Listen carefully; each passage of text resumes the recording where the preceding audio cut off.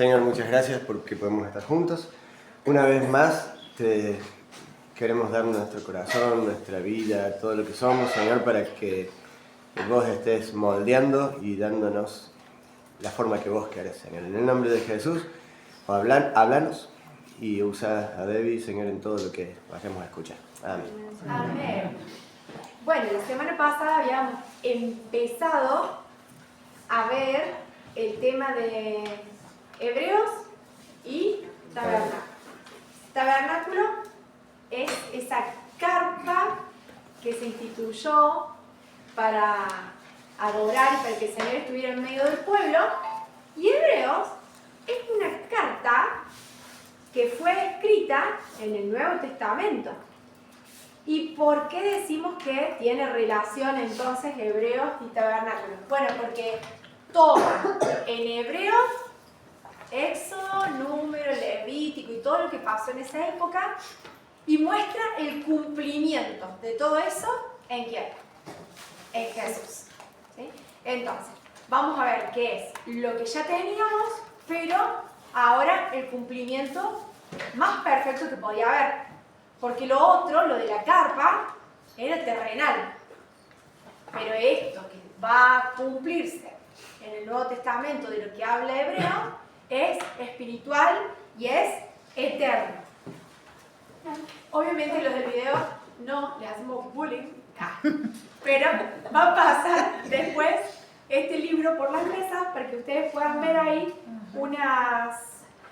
igual, mira, si no son las mismas, son muy parecidas a las que yo puse en el apunte que ya les voy llegando con los dibujitos a medida que los vayamos viendo. Son muy similares. Es muy difícil por ahí hacerse imagen de algunas de las cosas porque evidentemente son, no sé, yo creo que son mucho más hermosas de lo que nos podemos imaginar. Pero bueno, hay hermanos que no son Bezalel, pero que tienen mucha gracia y que han hecho ilustraciones guiados por lo que está en las Sagradas Escrituras. Entonces, tomando de cada detallito de las Sagradas Escrituras, fueron haciendo imágenes similares a lo que podemos llegar a entender cómo era lo que nuestros hermanos en ese momento veían. Bien, nosotros la semana pasada estuvimos viendo Hebreos 1 y Hebreos 2. Como lo vamos a ver en orden, a pesar de que después vamos a volver y a volver para atrás y volver para adelante y demás con Hebreo, pero hoy vamos a leer porque me gustaría que Hebreo sí, como les había dicho, que la podamos leer completita en clase. Por ahí nos queda medio cortito el tiempo cuando queremos leer todo el texto, pero vale la pena leerlo completo. Nosotros, si ustedes quieren ir buscando Hebreos 3,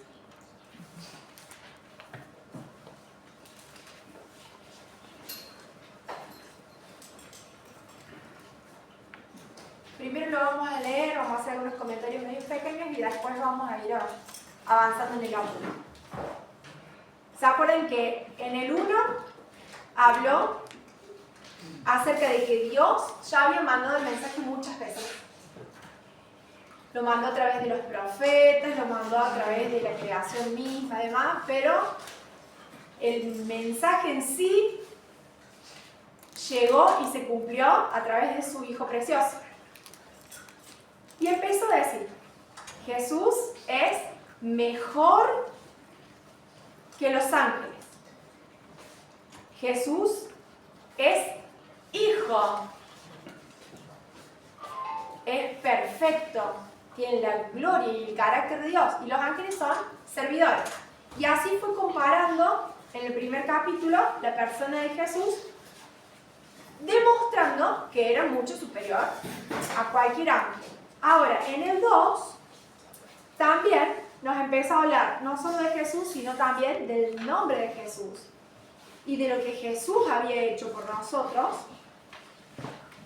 diciendo, es superior a todos los sacrificios que había antes, porque en Él se cumple, en Él mucho superior, y su nombre es superior. Y ahora en el 3 vamos a ver que también dice que Jesús es superior, pero ahora ya no a los ángeles, ni a los sacrificios, sino que va a decir Jesús es superior a Moisés. Y empieza a leer. Así que, amados hermanos, ustedes que pertenecen a Dios y tienen parte con lo que han sido llamados al cielo, consideren detenidamente a este Jesús, a quien declaramos mensajero de Dios. Hasta ahí vamos como cualquiera que lo llamaba profeta o gran maestro, pero no se queda solamente con esa parte. Mensajero de Dios y sumo sacerdote. Y acá la clava al ángulo, porque ¿quién es el que tenía permiso para entrar a toda la casa y hacer lo que quería en todo el tabernáculo? El sumo sacerdote. Porque los otros estaban invitados, depende de qué permiso tenía, al atrio, que es la parte más de afuera, o al lugar santo, a hacer cosas al lugar santo.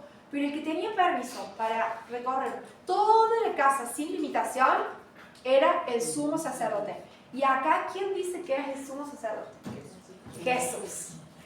Entonces Jesús tiene más autorización que cualquier otro levita, podríamos decir, que cualquier otro sacerdote. Por más bueno que sea, por más bonito que sea, él es el sumo sacerdote. Pues él fue fiel a Dios, quien lo nombró así como Moisés, que fue fiel cuando se le encomendó toda la casa de Dios. Entonces, Moisés fue fiel a Dios. ¿Cómo lo podemos ver? Y porque dio todas las instrucciones para que hicieran el tabernáculo. Y se pudo hacer. Entonces fue fiel. Sí, fue buen siervo fiel. Pero Jesús también fue fiel. Porque Dios le encomendó que fuera su mensajero y sumo sacerdote, y lo hizo. En el 3. Pero Jesús merece mucha más gloria que Moisés. Así como el que construye una casa merece más elogio que la casa misma. Así que, por ejemplo, Carlito merece más elogio que la casa que construye.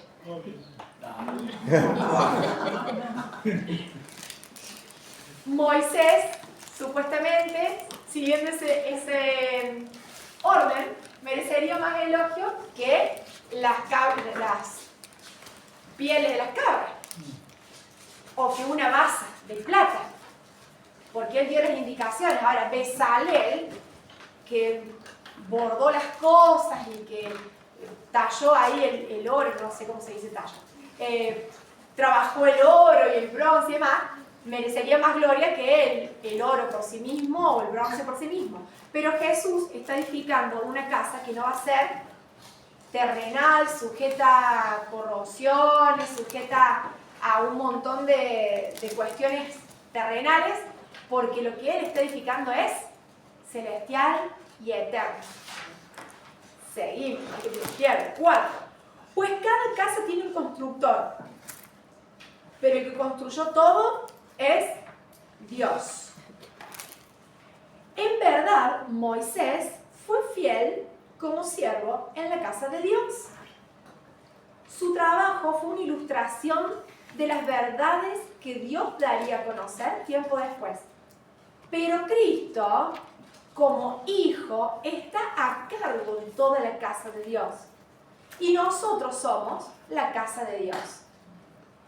Esta casa es tu casa, la dejamos solo para ti. Si nos armamos de valor y permanecemos confiados en nuestra esperanza en Cristo, entonces yo me convierto en casa. El que es dueño de la casa, el que construyó todo, es Dios, y el que está a cargo de toda la casa es Jesús. Ya vamos a ver por qué dice que está a cargo de y por qué lo nombra como sumo sacerdote. Entonces, por eso el Espíritu Santo dice: cuando oigan hoy su voz, no endurezcan el corazón, como lo hicieron los israelitas cuando se rebelaron en aquel día que me pusieron a prueba en el desierto. Allí sus antepasados me tentaron y pusieron a prueba mi paciencia. Y a pesar de haber visto mis milagros durante 40 años, por eso me enojé con ellos y dije, su corazón siempre se aleja de mí, rehúsan hacer lo que les digo. Así que en mi enojo juré, ellos nunca entrarán en mi lugar de descanso. ¿Qué les pasó a esa generación? Se quedó en el desierto. 12. Por lo tanto, amados hermanos, cuidado. Asegúrense de que ninguno de ustedes tenga un corazón maligno e incrédulo que los aleje del Dios vivo. Adviértanse unos a otros todos los días mientras dure ese hoy, para que ninguno sea engañado por el pecado y se endurezca contra Dios. Pues si somos fieles hasta el fin, confiando en Dios con la misma firmeza que teníamos al principio cuando creímos en Él, entonces tendremos parte en todo lo que le pertenece a Cristo, o sea, toda la casa. Recuerden lo que dice, cuando oigan hoy su voz, no endurezcan el corazón como lo hicieron los israelitas cuando se rebelaron. ¿Y quiénes fueron los que se rebelaron contra Dios a pesar de haber oído su voz? ¿No fue acaso el pueblo que salió de Egipto guiado por Moisés? ¿Y quiénes hicieron enojar a Dios durante 40 años? ¿Acaso no fueron los que pecaron, cuyos cadáveres quedaron tirados en el desierto? ¿Y a quién hablaba Dios cuando juró que jamás entrarían en el descanso? ¿Acaso no fue a los que desobedecieron?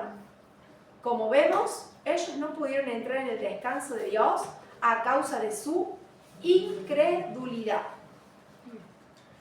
Entonces, ¿vieron que hace muchas preguntas con Pablo? Yo pensaba, ¿no? Si está acusando a algo, está acusando la falta de fe.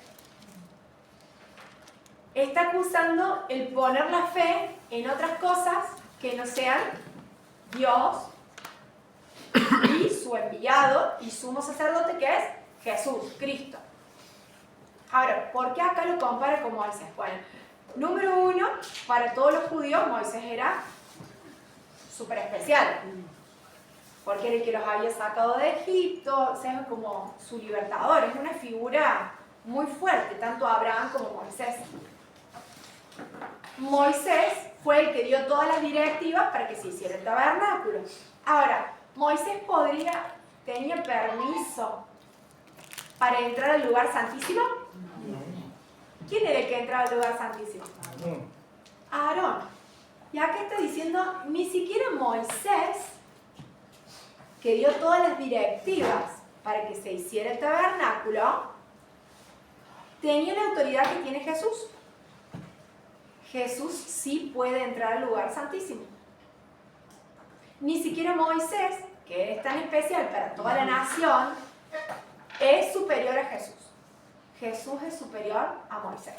Entonces, vos decís, pero sí, yo creo en Abraham, yo creo en Moisés, pero ese Jesús, ¿quién es? Te estás perdiendo de todo. No sos parte de la casa. Porque el que tiene cuidado sobre toda la casa y el que está a cargo de toda la casa es Él, es Jesús.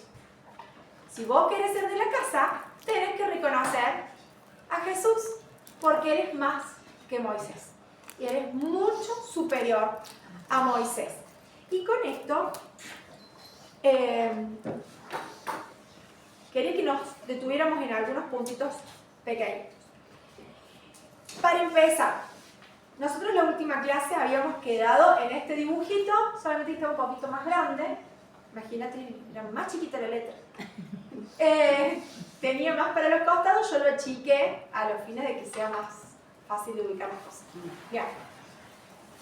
Nosotros acá tenemos las tribus alrededor, en la parte más afuera, tenemos adentro todas las capitas celestitas, grisecitas, no sé qué color la ven ustedes, y las rojas son los levitas, ¿Y por qué estaban más cerquita del santuario? Bueno, la semana pasada habíamos como dado un indicio de por qué estaban más cerquita y por qué ellos tenían la función de cuidar la casa.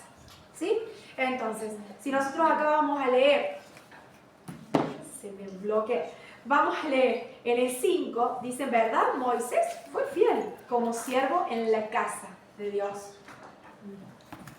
Su trabajo, impecable, fue una ilustración de las verdades que Dios daría a conocer mucho tiempo después. Pero Cristo, como hijo, está a cargo de toda la casa.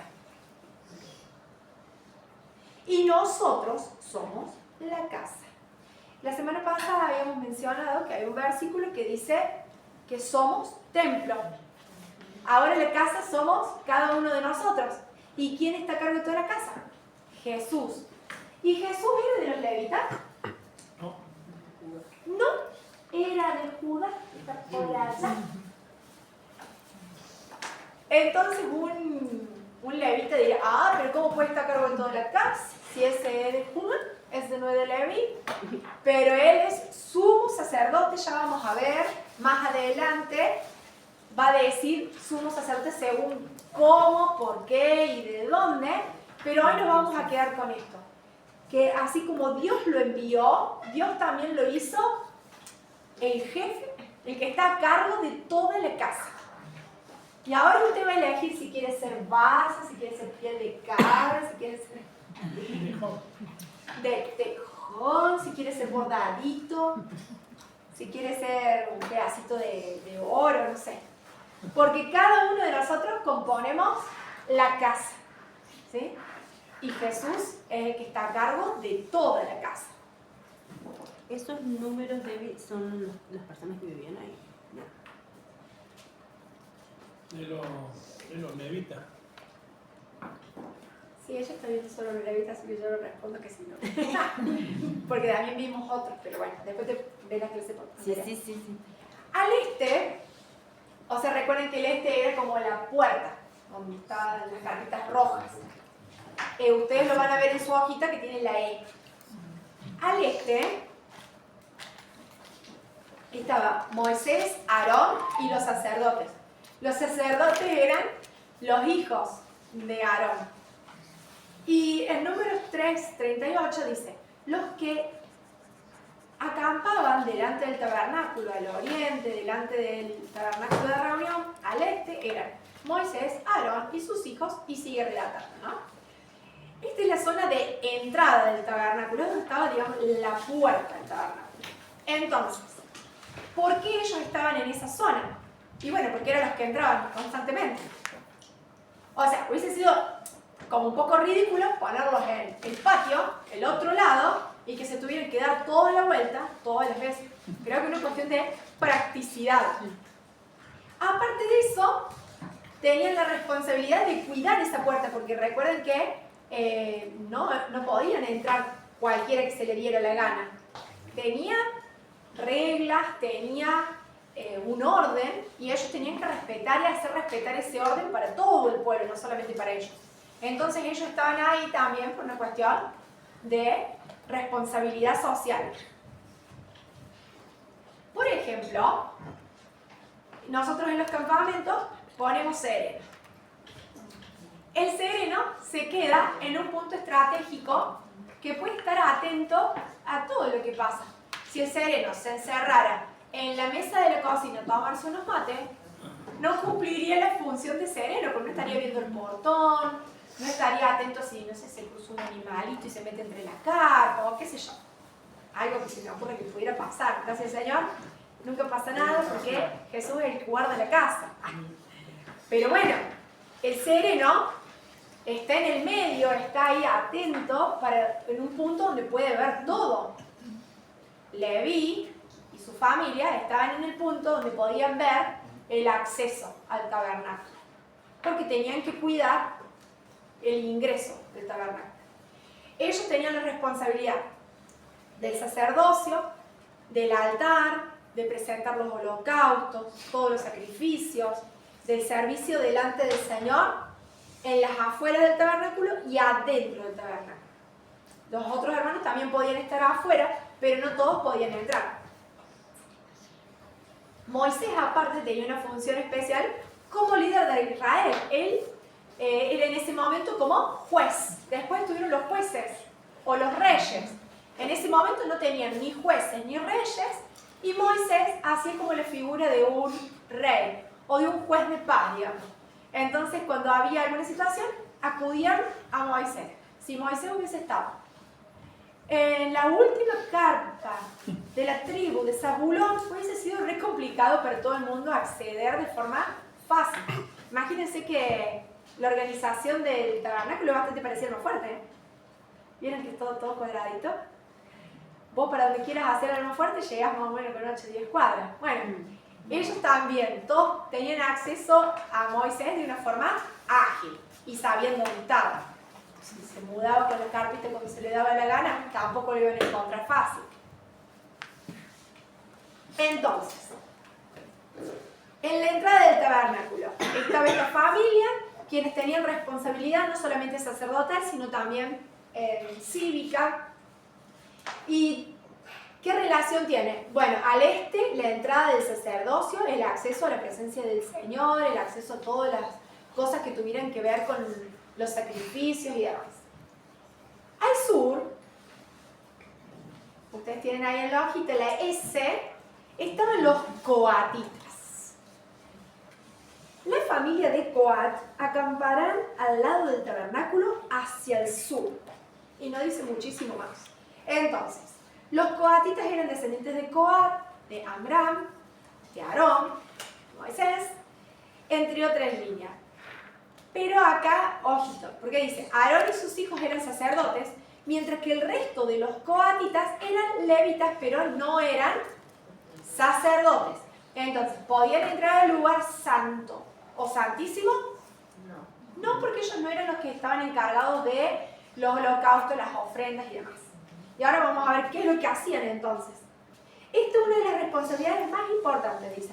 El número 4.4 dice que el oficio de los hijos de Coat en el tabernáculo de reunión, en el lugar santísimo, será este. Entonces, ellos no oficiaban, pero sí, ¿qué podían hacer?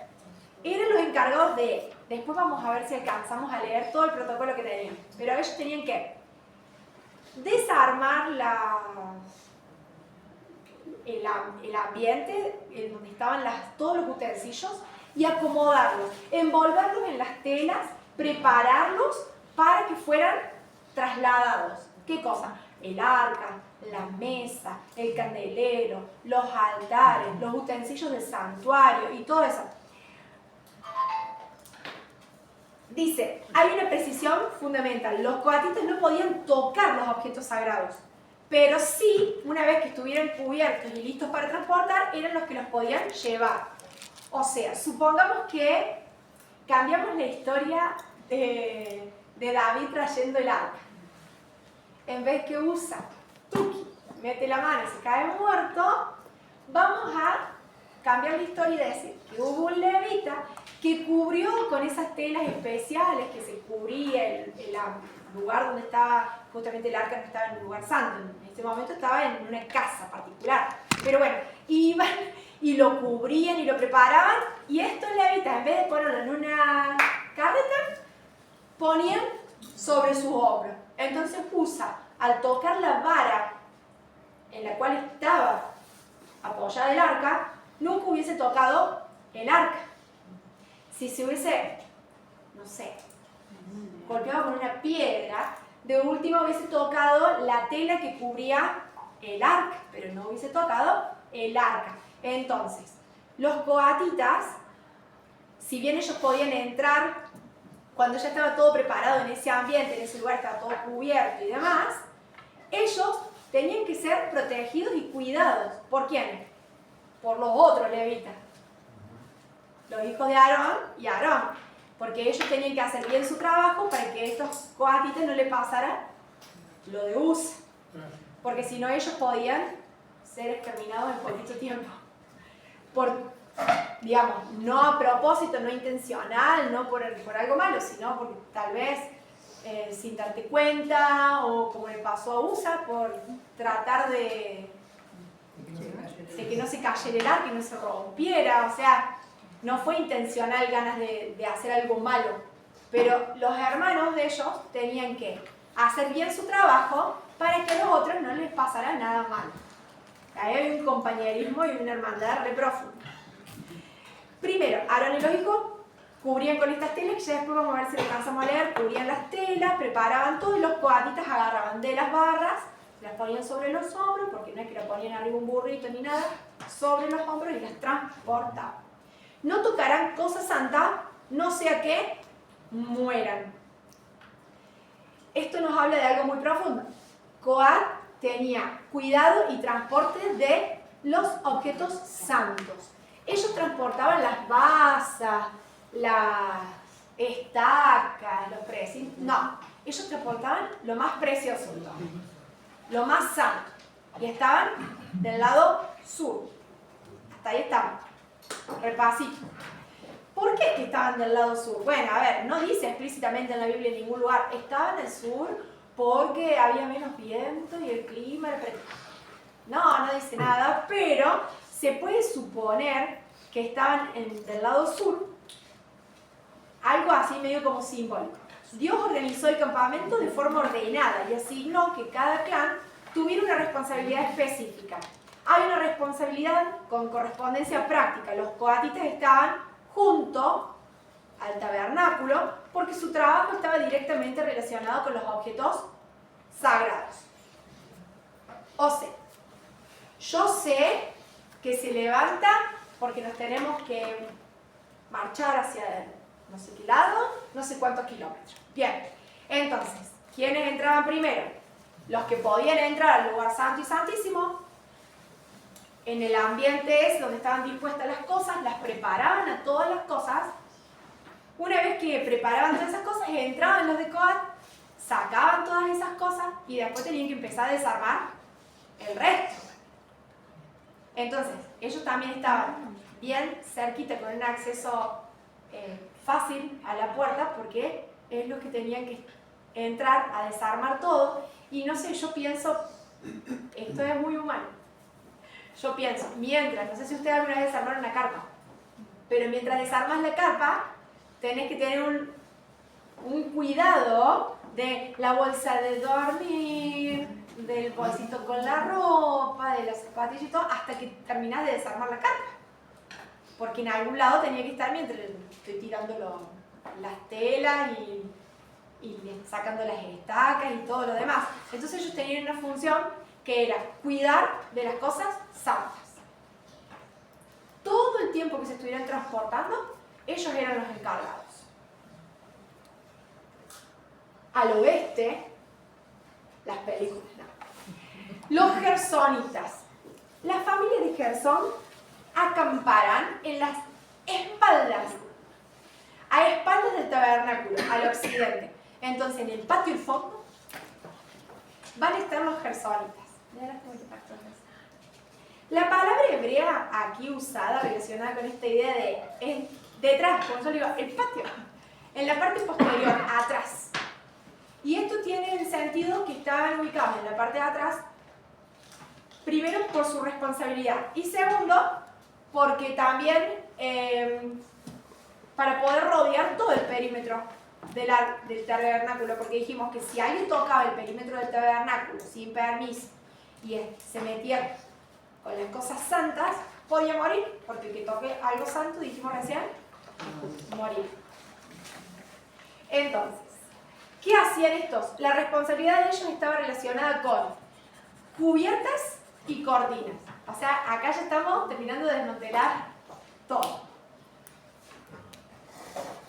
Las cortinas del tabernáculo, las cortinas del atrio, es de la parte más de afuera, las cortinas de la puerta, ya estamos un poquito más adentro, las cortinas de la entrada, todas las cuerdas, que no me imagino cuántas serán y no dicen. Y todos los elementos relacionados con estas estructuras. O sea, para que una cuerda quedara tensada necesitaban un tipo de elemento, para que las telas, las cubiertas se sostuvieran también necesitaban elementos y todo eso estaba relacionado a los gersonitas. chistoso el nombre. Entonces, Merari, que me falta, que está acá, porque hay un tipo de resumen, pero me salté Merari, estaban al norte. Y en números 335 dice, el jefe de la casa paterna de la familia de Merari era en este caso Suriel, hijo de Abiail, y acamparan al lado del tabernáculo al norte. Yo creo que los meraritas eran los más forzudos. Yo creo que ya nacían con más fuerza. ¿Por qué? Porque en números 4, 31 y 32 dice que ellos eran los que transportaban las tablas, las barras, las columnas, las basas. Las basas es como prácticamente un tacho de pintura de plata. No más. Sí, pesan más o menos 100, 120 kilos. Cada basa. Cada uno. Todas las estacas, acá también habían cuerdas, pero las de afuera, y los elementos estructurales. O sea que hacían el trabajo forzudo. A ellos les tocaba la parte más pesada del trabajo. ¿Y qué era esto? La estructura. O sea, si yo quería poner la parte de cubiertas de las telas o las pieles, yo necesitaba que estuvieran las partes de la estructura. Yo no podía armar pieles si no había estructura. Si yo no tenía la estructura y las pieles, no podía poner los elementos sagrados. Y por más que yo pudiera poner los elementos sagrados, si no estaban preparados, ambientados en el espacio donde tenían que ir de forma correspondiente y demás, tampoco podía haber sacrificio. Entonces, para que funcionara el sacrificio, que era lo que cubría el pecado para hacernos aceptos en la presencia de Dios, ¿quién era necesario de todas las tribus de la Biblia? ¿Qué pregunta? Repite la pregunta. Estaba pensando en los animales. ¿Está bien? Ni los nombres de los animales. No, estaba pensando en el peso. Era una ofrenda de grano. Para que pudiera funcionar, todos eran necesarios. Porque si no estaba el que ponía las estructuras, no había cubiertas. Si no ponían las cubiertas, no podían poner los elementos a resguardo. Y si esos elementos no estaban destapados, preparados y ubicados como ellos sabían que iban, según el plano que le había mostrado el Señor a Moisés, no podía haber sacrificio. Entonces todos eran necesarios. Qué interesante que era de fuera para adentro, de adentro para afuera, el desarme. Así como el huevo, ya seguía con su huevo. Las cubiertas, las pieles, eran la cáscara. Y son importantes para que se pueda llevar a cabo la vida. Pero sin cubierta tampoco había clara, que serían las telas y demás, tampoco había los elementos bien dispuestos y demás para que hubiese el sacrificio que nos llevaba a tener una relación correcta con el Señor. Entonces, todo era importante, cada uno en su tarea era importante. Yo después puse una pregunta más adelante y cuando lleguemos la voy a hacer, pero tiene que ver con esto, porque la tarea de cada uno es importante. Ahora, yo creo que uno de los que tenían las tareas más importantes eran Aarón y sus hijos, no solo porque habían sido elegidos para presentar los sacrificios, sino porque eran los que tenían que cuidar a sus hermanos. Porque si ellos eran descuidados, sus hermanos podían morir. Entonces tenían una responsabilidad, no solamente sobre las cosas del Señor, sobre los santos, sino también sobre sus hermanos. Al este estaba entonces Aarón, estaban los sacerdotes y bueno, Moisés, mientras Moisés vivió, porque estaban en el acceso a las puertas, entre los que cuidaban las puertas y los que entraban para hacer los sacrificios. Al sur estaba Coat, que eran los que transportaban los objetos sagrados, no los cubrían, no los tocaban, no los manipulaban, no los cambiaban de lugar en el ambiente que estaban, pero sí los transportaban. Estaba Gersón, que era encargado de todas las telas, todas las telas, y estaban los de Merari, que eran encargados de las cosas pesadas, las tablas, las basas y todo lo que era estructura pesada. ¿Recuerdan cuando leíamos que Cristo, como hijo, está a cargo de toda la casa de Dios?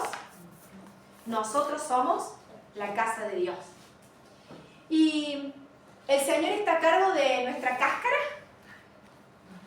de nuestras cubiertas. El Señor está a cargo de nuestro cuerpo, que es nuestra cubierta. ¿Lo estoy distrayendo en el texto? El Señor está a cargo, Jesús está a cargo de nuestro cuerpo. Y si nosotros tenemos una dolencia física, podemos ir a Jesús y decirle: acá vengo con mi cáscara de huevo, acá vengo con mi cubierta de piel de cabra para que me sanes. Sí, porque el Señor nos puede sanar y Él es poderoso para sanar. Pero también el Señor es poderoso para sanar nuestra alma. Y nos presentamos y decimos: acá estoy, Señor, con la tela que cubre la puerta, con la tela que separa el lugar santo del lugar santísimo, la tela que está en el atrio. Acá está, Señor, y me está doliendo, se me está deshilachando. Vos podés y el Señor puede. Y el Señor es el dueño de los utensilios más sagrados, de mi espíritu, de mi crecimiento espiritual, de los dones que pueda tener, del crecimiento del fruto. Y podemos decirle: Señor, dame un don para poder. Sí podemos, porque Él es el dueño y el que administra. Y Él lo da como a Él se le da el gusto y el placer de hacerlo. Entonces podemos ver que nosotros de la misma forma, también, yo que soy templo, vos que sos templo, vos que sos templo, todos somos unas carpitas, unos tabernáculos, también tenemos la parte de la cáscara, de la clara, de la yema, así como estas tribus tenían la función.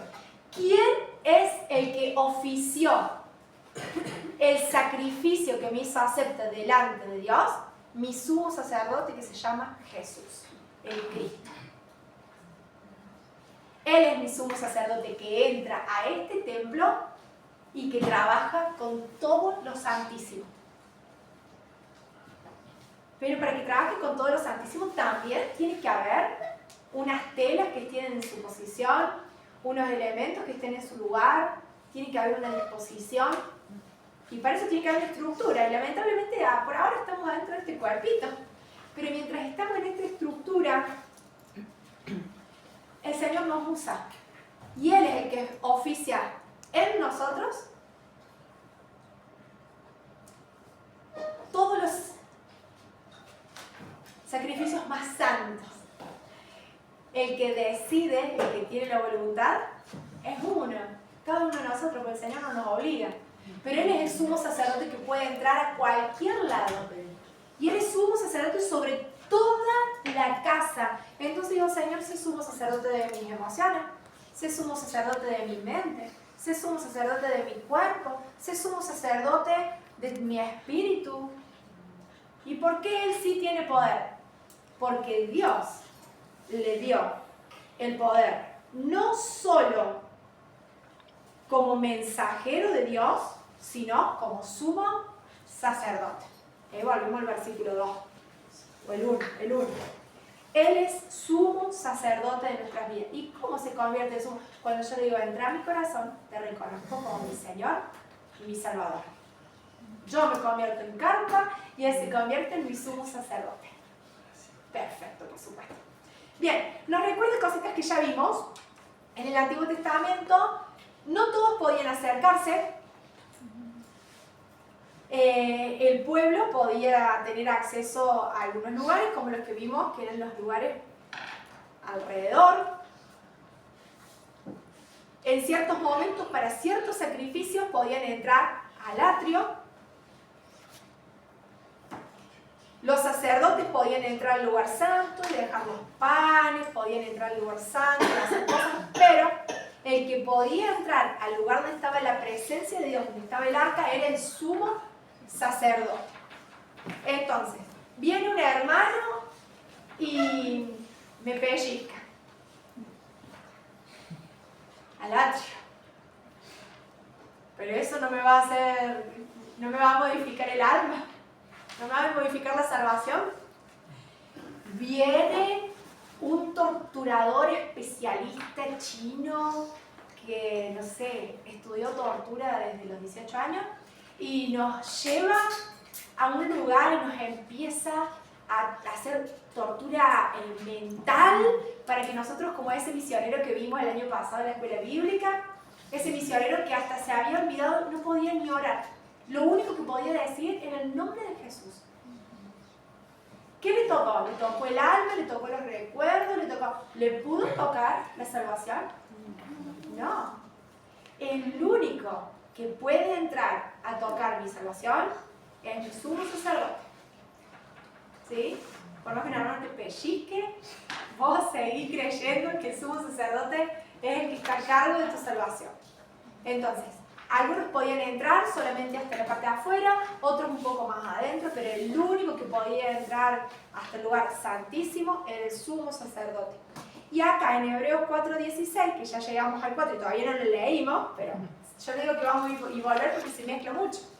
Dice, posteriormente, teniendo libertad para entrar en el lugar santísimo por la sangre de Jesucristo, ¿quiénes tienen lugar para entrar al lugar santísimo? Somos. Yo digo lugar, seguro. ¿Por qué? Porque una vez que nosotros reconocimos la sangre de Jesús sobre nuestra vida, nosotros podemos tener el lugar santísimo. ¿Y dónde es el lugar santísimo? La presencia de mi Padre. ¿Y en dónde mora Jesús? En nosotros. Por eso podemos entrar. Por eso podemos entrar, si no, no podríamos. Porque entramos. Entramos a través de Jesús, por Jesús, y Dios nos ve a través de Jesús, menos mal. Ahora, ¿en qué momento este versículo, teniendo libertad para entrar en el lugar santísimo por la sangre de Jesucristo, empezó a tener efecto instantáneo? Cuando dijo consumido. ¿Qué pasó cuando dijo eso? Y murió ahí y se rajó el dedo de arriba para abajo. ¿Se acuerdan que cuando Jesús muere, una de las cosas maravillosas que pasa, una de las señales que pasan es que se raja el velo? Que yo hablé en Pascua, que era una tela que tenía como 9 centímetros de espesor. Era una tela muy alta, muy ancha, muy pesada, muy densa, que tenía muchos adornos que también la hacían más robusta, y que alguien vino de abajo y empezó a tironear así de los lados para que se rompiera. No, ¿de dónde se rompió? De arriba para abajo. Porque ¿quién tomó la decisión? El dueño del lugar santísimo, el dueño de la casa. Y ahí volvemos a los primeros versículos, al versículo 4. Pues cada pero el que construyó todo es Dios. Entonces, acá el dueño del lugar santísimo era Dios. Y Dios dijo, yo rompo con este tabique, esta pared, esto que separaba el lugar santo del lugar santísimo. ¿Para qué? ¿Para que cualquiera que esté dando vuelta por el patio pueda entrar al lugar santísimo? No, para los que se convierten en sus hijos por medio de su sangre, tengan acceso al lugar santísimo. Y cuando se rompe ese velo, se da la posibilidad, queda abierta la posibilidad para entrar al lugar santísimo. Ahora, ¿yo en qué me tengo que convertir para poder entrar al lugar santo que quedó ahora? En sacerdote. Y nosotros somos llamados reyes y sacerdotes por medio de la sangre de Jesucristo, cuando Él viene a morir en nuestras vidas. Porque aún así, habiéndose rasgado el velo, no es que una persona que niega a Dios pueda entrar en su presencia. El Señor nos llama a todos, pero el Señor está esperando que yo reconozca su sangre derramada a favor de mi vida y reconozca su sacrificio. Y ahí no solamente me empiezo a llamar hijo, sino que tengo acceso libre al lugar santísimo, una vez al año cuando llego a los sacrificios. No, 24/7. En cualquier momento, mientras yo le esté reconociendo al Señor, pidiendo, invocando, ayer cantábamos con las mujeres, si le adoras, Él se manifiesta, si le llamas, Él se manifiesta. ¿Por qué? Porque está con nosotros, porque tenemos libre acceso al lugar santo, a su presencia, a su misma persona. Y acá dice, Hebreos 10:19, ya lo vamos a ver también más adelante, esto es uno de los grandes contrastes. En el Antiguo Testamento había distancia, había acceso restringido, había tiempos específicos, había personas específicas designadas, había como un protocolo, una serie de cosas para tener en cuenta. Y ahora, mientras yo reconozca el poder de la sangre de Cristo a favor de mi vida y su sacrificio en la cruz, ocupando mi lugar, yo tengo acceso al lugar santísimo estando en casa, estando en el camino, cuando estamos todos juntos, en la reunión, en la presencia del Señor, cuando me encuentro sola, en donde esté, porque tengo libre acceso. Y esa es la diferencia más grande entre el antiguo pacto y el nuevo pacto. Otra diferencia muy grande es que antes era, como decíamos, efímera, momentánea. Ahora es eterna. Entonces, acá tenemos, Dios determinó que el lugar donde debían acampar cada familia, con cada sistema, con cada tarea, como decíamos recién, había un orden, un proceso. Cada función que tendría cada clan, qué cosas iba a transportar, qué elementos iba a transportar cada quien de cada clan y cómo debía protegerse cada una de las cosas para el transporte. ¿Qué cosas no tenemos que afirmar como segurísimas? Bien, el sur significa esto, el norte quiere decir aquello, el este tiene un poder espiritual que desciende de no sé dónde. No, porque todo eso son suposiciones nuestras, porque no está en la Biblia anotado. Nosotros podemos encontrar una relación, podemos suponer, podemos entender por asociación con otros pasajes, pero esto no es verdad y no le enseñamos como una verdad porque no es Biblia, no está en la Biblia. Es una interpretación. Hay que confirmar, pero me parece que la posición es como quedaron en el mapa después cuando llegaron. Si no me equivoco, pero hay que confirmar porque no estoy seguro. El mapa, al ser así, estaría como... Porque Judá, viste que estaba al sur.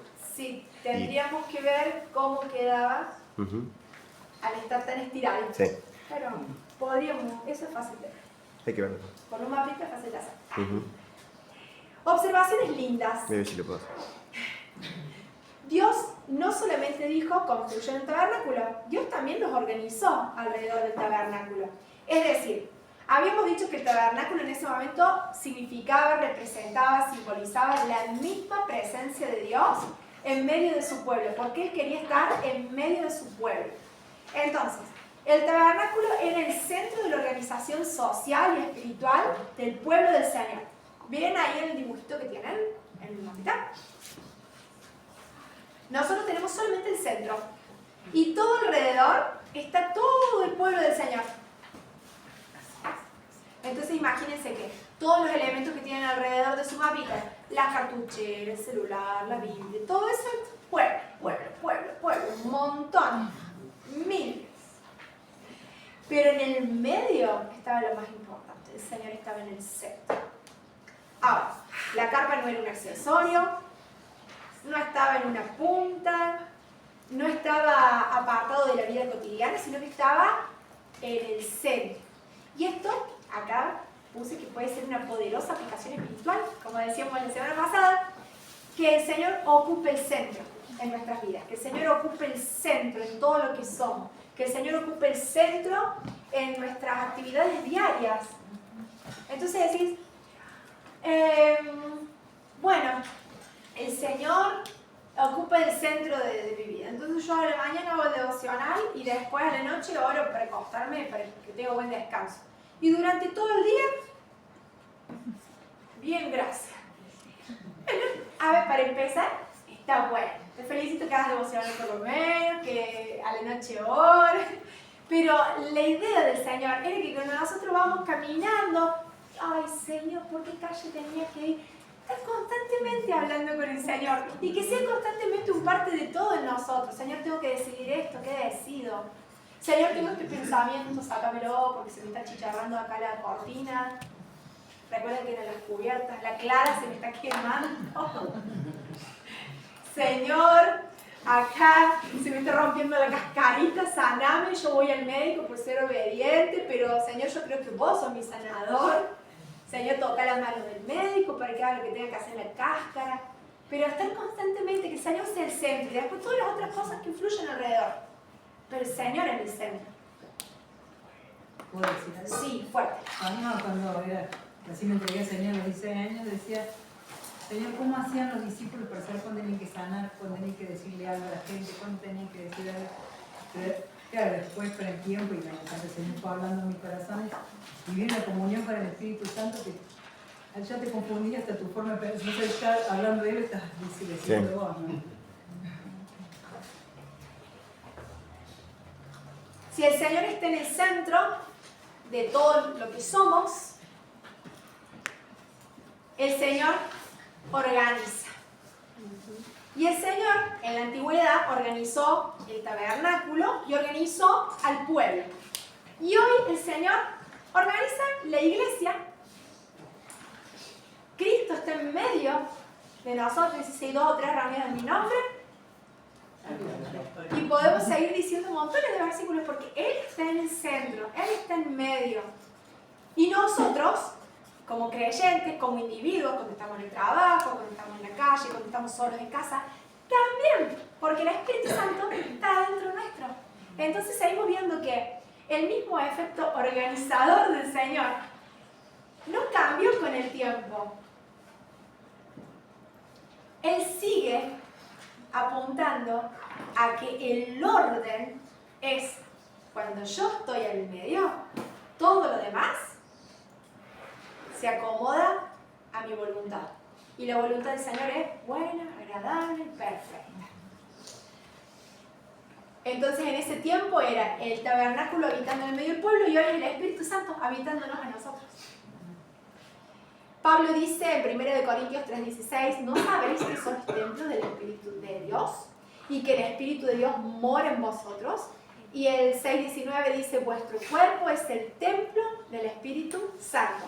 Entonces, ¿qué es lo que cambió? Acá pusimos la escala.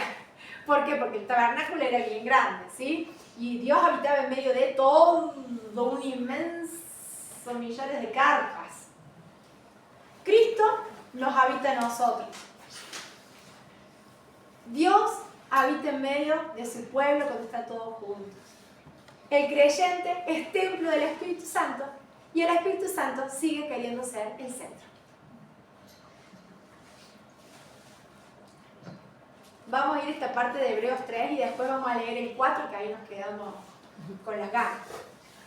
En Hebreos 3 dice, si oye su voz, no endurezcan vuestros corazones. Y esto lo podemos encontrar en Salmo 95, 10 al 11, cuando dice, 40 años estuve disgustado con la nación, por lo tanto juré en mi furor, no entrarán en mi reposo.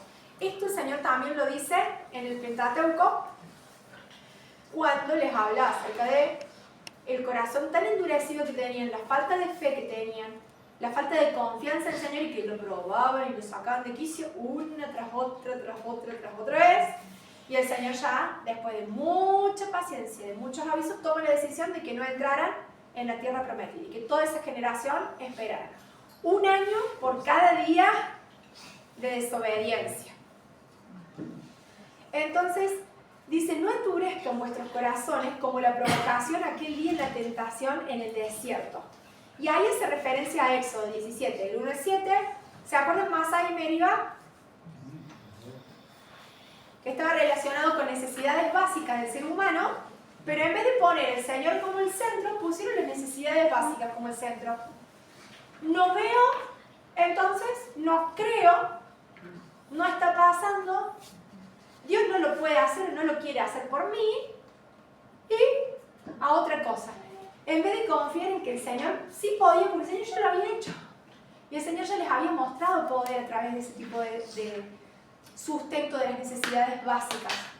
Pero en vez de poner al Señor en el centro de sus necesidades básicas, pusieron su enojo, su ansiedad, su orgullo, por ahí creo que fue más que nada esto de la murmuración y la crítica que se contagió y llevó a una cosa general que en vez de alentarlos a tener fe en que el Señor podía, como había abierto el mar, como había hecho otros milagros, que podía hacer otro milagro más en este momento, toda esa crítica, toda esa frustración, todo ese enojo lo llevó a ponerse todos de acuerdo, pero en contra. En números 14, del 1 al 45, vemos la revelación con el informe de los espías. Todos nos acordamos los nombres de los buenos, pero de los malos, ni nos acordamos de sus nombres. Ahora, gracias a los 10 malos, no, ¿por qué malos? En realidad no fueron malos, tenían el corazón endurecido y no tenían fe. Y hubo un Caleb y un Josué que sí tuvieron fe y tuvieron un corazón que agradaba al Señor. Pero ¿qué pasó? Como todos creyeron más al informe negativo que al informe con fe, el Señor ahí dijo, hasta acá llegamos, generación, van a tener que esperar ahora porque ustedes no van a entrar en la tierra prometida. Donde me tentaron vuestros padres, me probaron, dice en Hebreos 3:9. Allí sus antepasados me tentaron y me pusieron a prueba mi paciencia, a pesar de haber visto mis milagros durante 40 años.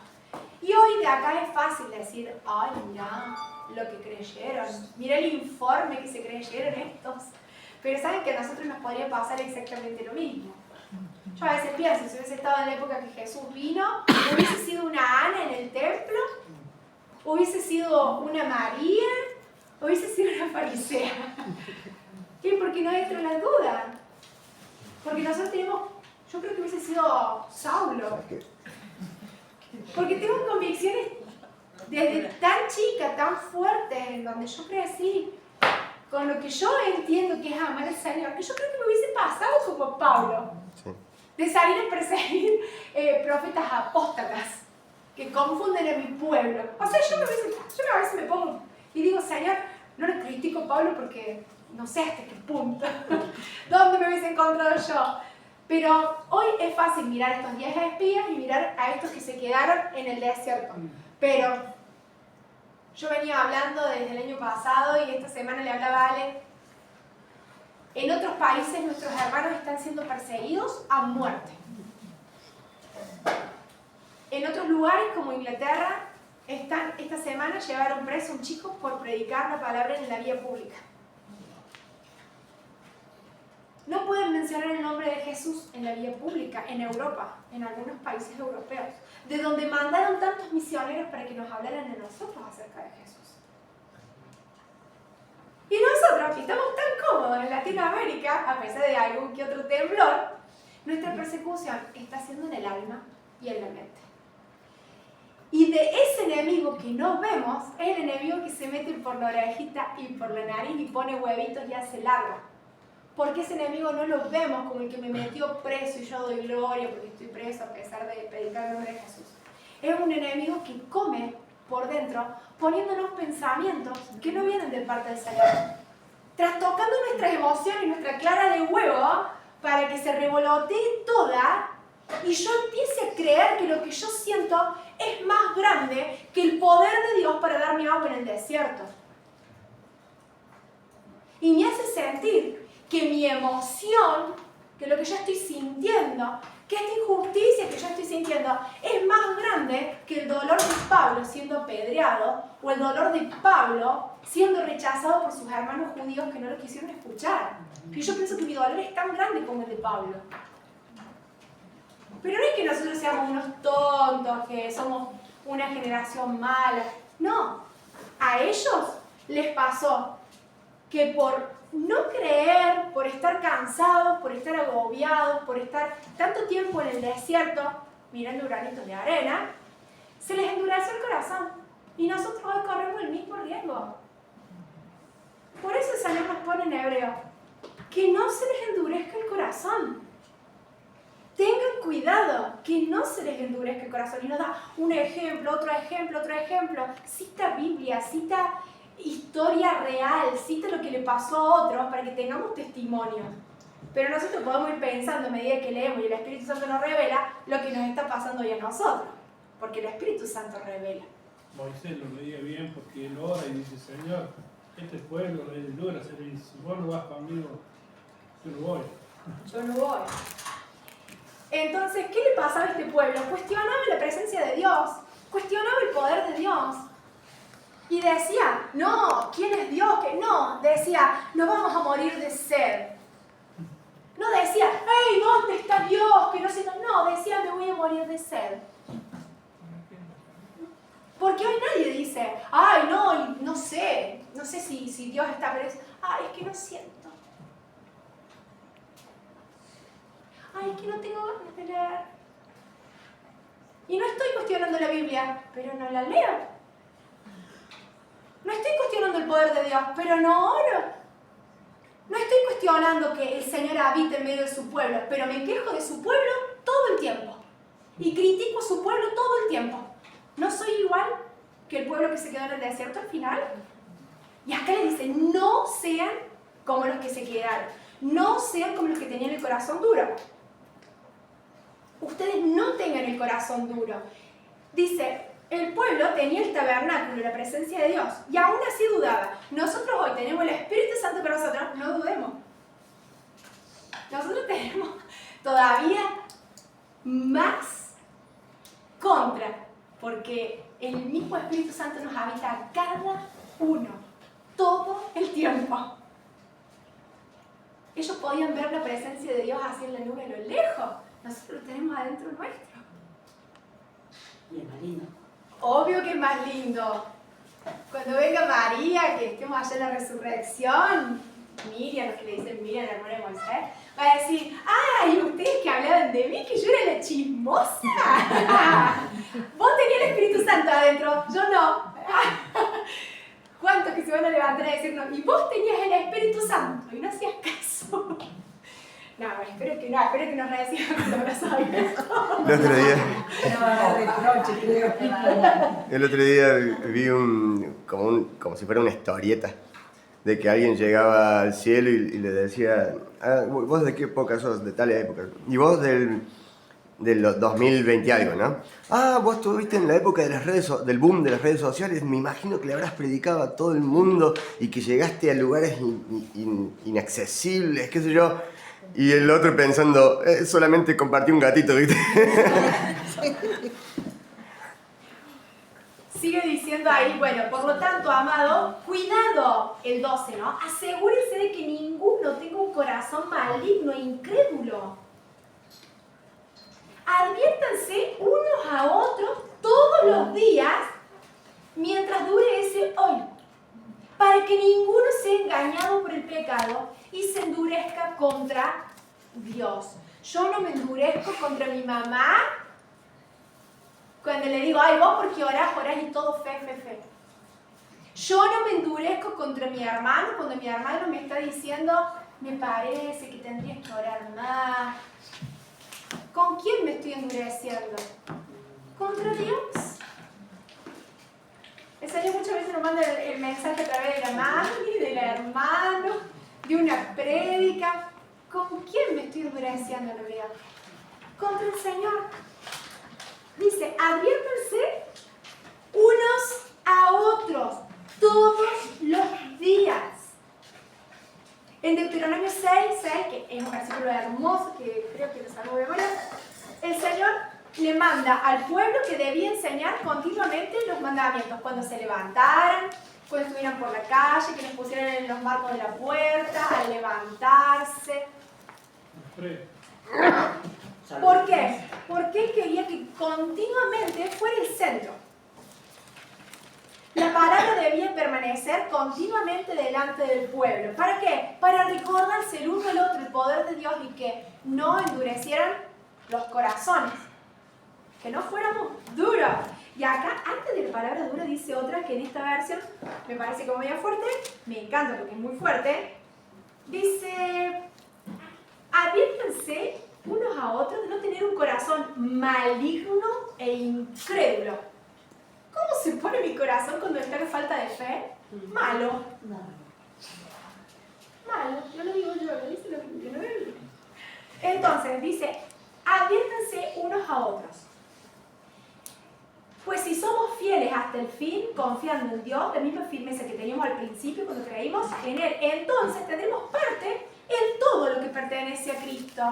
¿Y qué era todo lo que pertenecía a Cristo y de qué estaba a cargo? De su casa, de todo lo que era espiritual, de todo lo que viene por delante. Permanezcan fieles.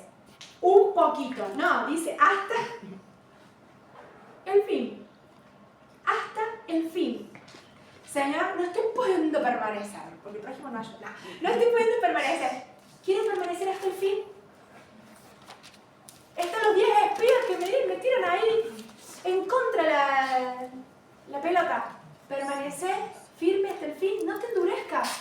Por más que veas, que escuches, que digan, no te endurezcas. No endurezcas tu corazón. Porque es lo que el Señor puede, no es lo que los 10 espías están pudiendo observar. Es lo que Dios puede. Y acá le vuelve a decir, recuerden lo que dice. Oigan su voz, no endurezcan el corazón como lo hicieron los israelitas cuando se rebelan. Y ahí empiezan todas las preguntitas que yo digo que para mí me hacen acordar a Pablo muchísimo. Pero pensaba en esto, ¿no? Porque somos hechos participantes de Cristo con tal que retengamos, firme hasta el fin. Guárdate y guardaos. Guardar cuidadosamente los mandamientos. Que la palabra esté al levantarte y al acordarte. Me estoy resbalando, me estoy endureciendo el corazón. Palabra. Reels. Palabra. Ay, me voy a juntar con la Juana a tomar café. Palabra. Porque la palabra es la que me va a guardar. Yo guardo la palabra y la palabra me guarda a mí. Y en esto, déjenme hacer una asociación que es un poco común. Pero, pensaba en lo siguiente. ¿Qué pasaba si Aarón y sus hijos se les endurecía el corazón y no guardaban cuidadosamente los elementos? Podría ser asesino. Bien, podrían que se mataban ellos mismos por hacer las cosas mal. Ya después vamos a ver algunos ejemplos ahí. Y podría ser que asesinaban a sus hermanos. Entonces, ¿qué pasa cuando tengo el corazón endurecido y yo no guardo lo que tengo que guardar y no preparo lo que tengo que preparar y no hago las cosas como el Señor me pidió?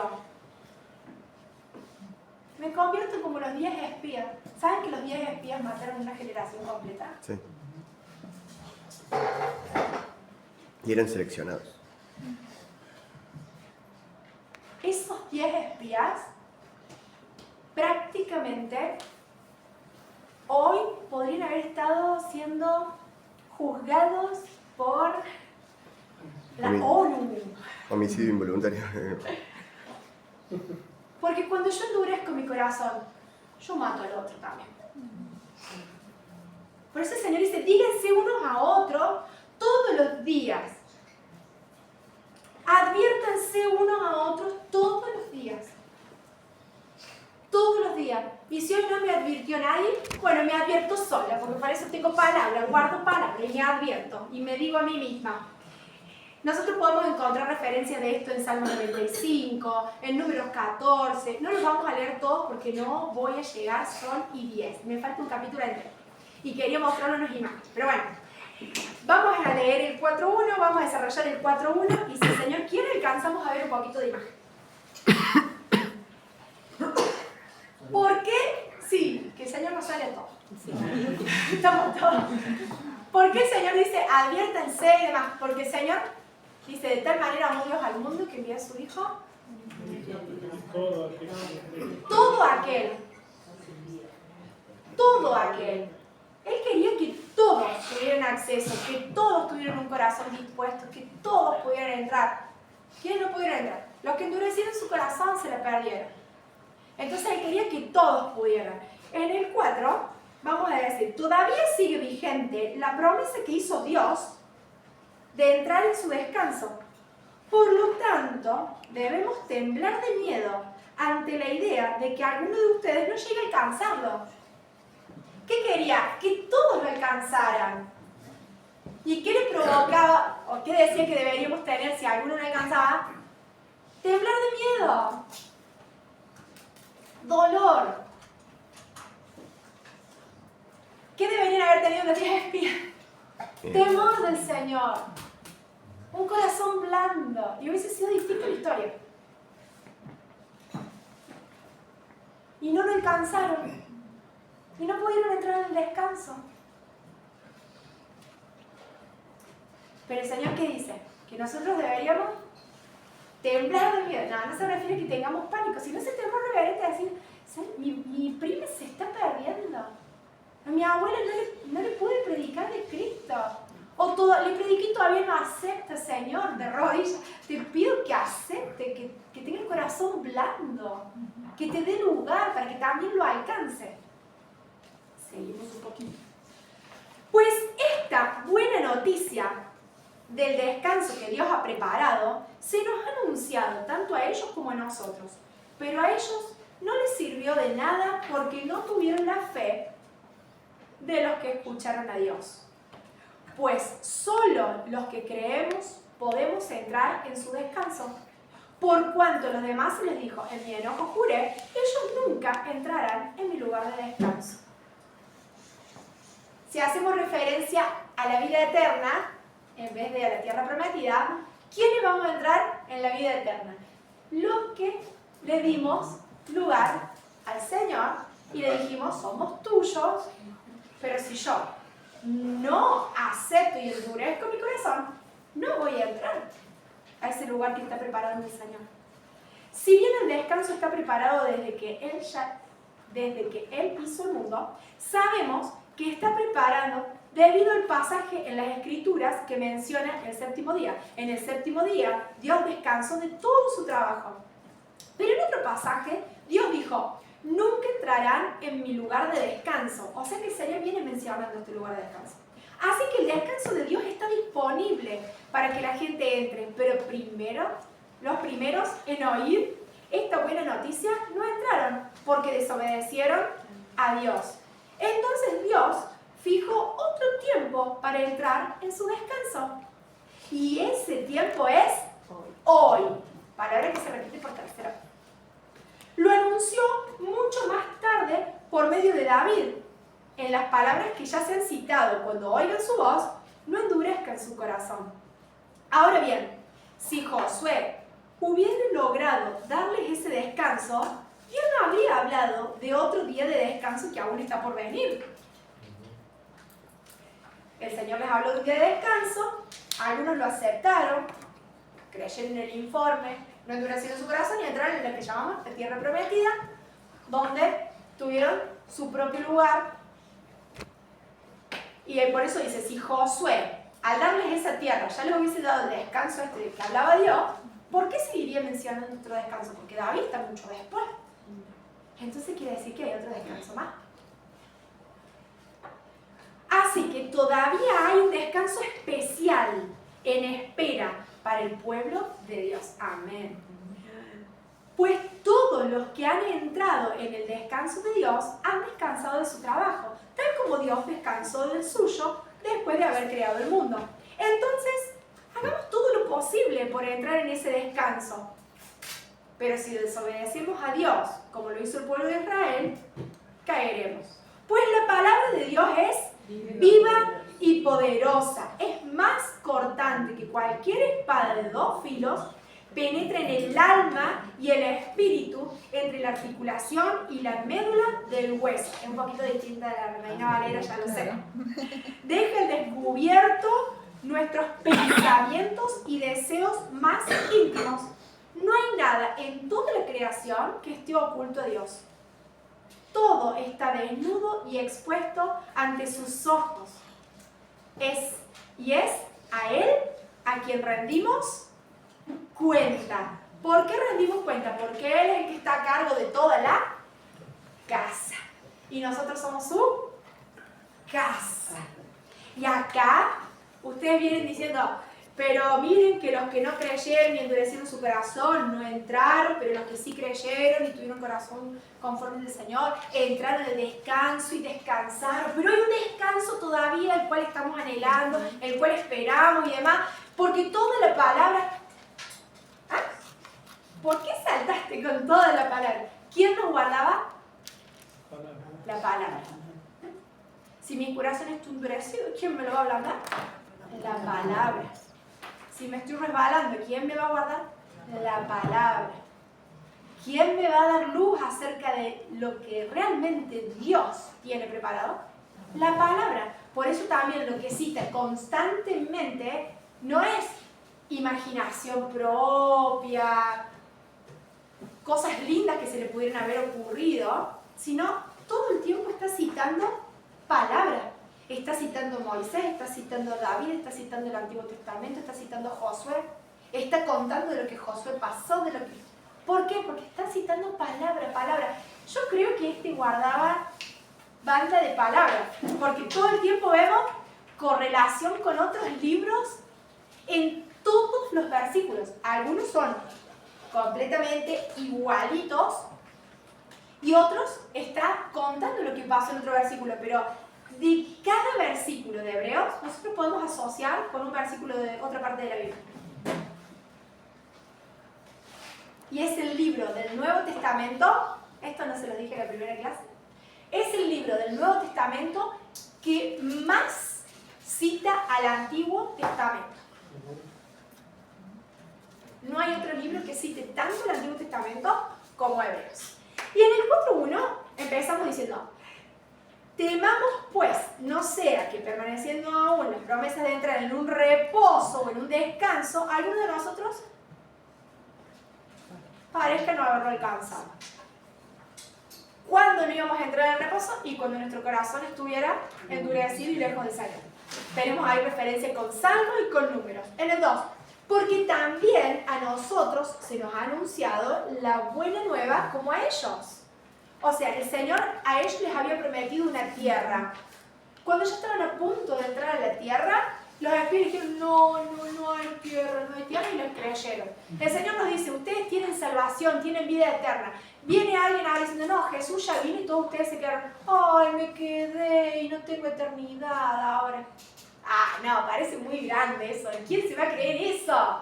Pero nos creemos otras cosas que nos endurecen el corazón, el espíritu, los pensamientos, y pareciera que no lo hubiéramos alcanzado. Nos reímos, pero pasó 2 veces eso en la Sí, historia. sí, no me río. Y a veces viendo y a veces aún sin ver, porque los espías traían, digamos, lo que habían recogido del lugar, y realmente era como... Era cierto. Había evidencia. En el 2, entonces, vemos que hay una correlación, una referencia con Deuteronomio 1 del 30 al 33, cuando se habla de esta tierra prometida, de este descanso que Israel había escuchado. Y nosotros también creemos que hay un descanso, que es la eternidad con el Señor, donde no solamente vamos a descansar de la cáscara de huevo, sino vamos a descansar y estar en su presencia, disfrutando de su presencia. Decía ayer los sabios, donde no hay necesidad de luz porque Él mismo está. 4.3. Pero los que hemos creído entramos en el reposo. Entonces, está el no entrarán en el reposo y entramos en el reposo. ¿Cuál es la diferencia? Los que hemos creído. Entonces, ¿qué tengo que hacer? Permanecer hasta el fin. Haciendo que, creyendo. Parece muy sonsa, pero el Señor nos ayuda a sostenerlo.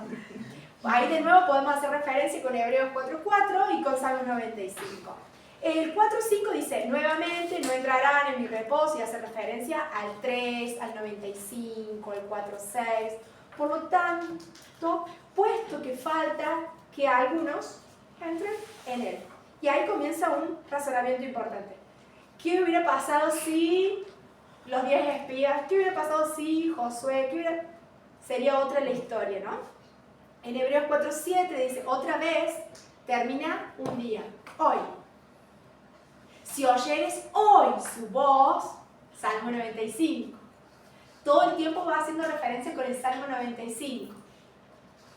Y por lo tanto David dice hoy. Hoy hace referencia a un día, a una hora, a un cronos, digamos, ¿no? Hoy también hace referencia a una oportunidad. No solamente de tiempo, sino de oportunidad. Porque si yo digo, hoy soy feliz, pero yo mañana digo, hoy soy feliz, el hoy sigue siendo oportunidad y sigue siendo cronos perpetuo. Va a llegar un día que el hoy se termine. Por eso dice, mientras dure el hoy. Porque va a haber un día que se va a acabar la época de la gracia. Hoy todavía tenemos gracia. No se sabe cuándo es y va a ser. Me dicen que llega la noche cuando ya nadie puede trabajar. En el 4.8 dice, porque si Josué les hubiera dado el reposo total, ¿no es cierto? Ese reposo definitivo, no habría después otro día de reposo. ¿Quién lo nombra el otro día de reposo? David, ¿no es cierto? Israel recibe toda la tierra. ¿Conquistó toda la tierra igual? No. No. ¿Le faltó fe? No sé, no lo voy a juzgar. Pero muchas de las tribus no conquistaron toda la tierra que el Señor les había dado. Por falta de fuerza, por falta de organización, por falta de... Tal vez por hacer malos acuerdos sin poner al Señor en el centro. Cositas que fueron pasando, ¿no? Y a nosotros nos puede pasar que tal vez nos hubiera dado todo el reposo. Y sin embargo tengo que, no sé, estudiar el doble. ¿Por qué? Y bueno, porque no estudiaste en octubre, noviembre y en diciembre tenés que estudiar el doble. ¿Y es culpa de quién? Y nuestra. Porque yo antes no estudié, no presenté las cosas en tiempo y forma y el profe ahora me hace estudiar el doble. Tengo que sacar todas las materias.